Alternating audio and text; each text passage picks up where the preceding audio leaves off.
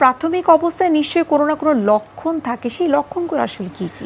আসলে কি এটা খুব এম্বারেসিং, যারা ভুগে তারা খুব এম্বারেস ফিল করে, ওরা ডাক্তার কাছে যেতেও চায় না, একটু ফোড়া হচ্ছে আবার চলে যাচ্ছে, আবার হচ্ছে চলে যাচ্ছে, এই জায়গায় তারা নেগলেক্ট করে। এবং আচ্ছা। পরে যখন এটা দেরি হয়ে যায় তখন কিন্তু আমাদের জন্য ভেরি ডিফিকাল্ট হয়ে যায় ঠিক করা।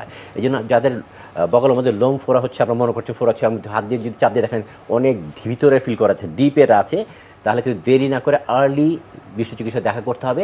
তাহলে কিন্তু আমাদের ট্রিটমেন্ট করে কিন্তু আমরা পুরো জিনিসটাকে রিভার্স করে ফেলতে পারি, যে আচ্ছা।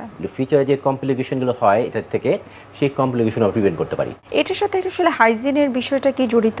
সেটা তো আছেই। আমরা যেটা বলি এই পেশেন্টদেরকে যেটা করতে হবে, প্রথমত আমরা যদি লাইফস্টাইল মডিফিকেশন বলি, তাদেরকে ওজন কমাতে হবে, হেলদি লাইফস্টাইলটাকে যেতে হবে, কার্ব কম খান, সবজি বেশি খান, রেগুলার এক্সারসাইজ করেন, ওজন কমে ফেলতে হবে।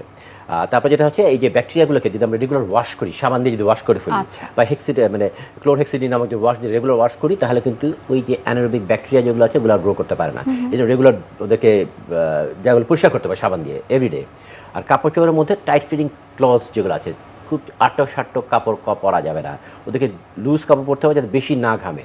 বেশি ঘামলেই সে জায়গায় এই ঘষা থেকে ম্যাসারেশন হবে এবং ওই যে অ্যানারোবিক ব্যাকটেরিয়া কিন্তু গ্রো করার বেশি চান্স পেয়ে যায়। যে তাকে লুজ ফিটিং কাপড় পরতে হবে।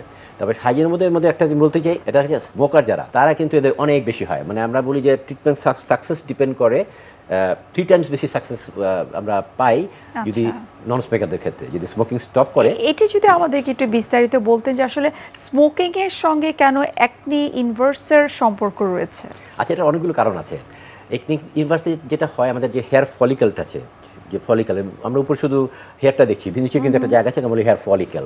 এটার মধ্যে এটা ক্লগড হয়ে যায়, এটা বন্ধ হয়ে যায়। এই বন্ধ হয়ে যাওয়ার ব্যাপারে নিকোটিনটা আমরা বলি এপিডার্মাল হাইপারপ্লাসিয়া, ওই জায়গাটাকে ওই এপিথেলিয়ালকে বেশি বেশি তৈরি করে, সে আচ্ছা। ব্লক হয়ে যায়। ব্লক হলে সেখানে ব্যাকটেরিয়াটা বেশি বেশি গ্রো করতে পারে, তখনই যে ওখানে পেকে যে ইনফ্লামেশন তৈরি হয়, এই হাইড্রোজেন সালফাইড সমস্যাগুলো হয়।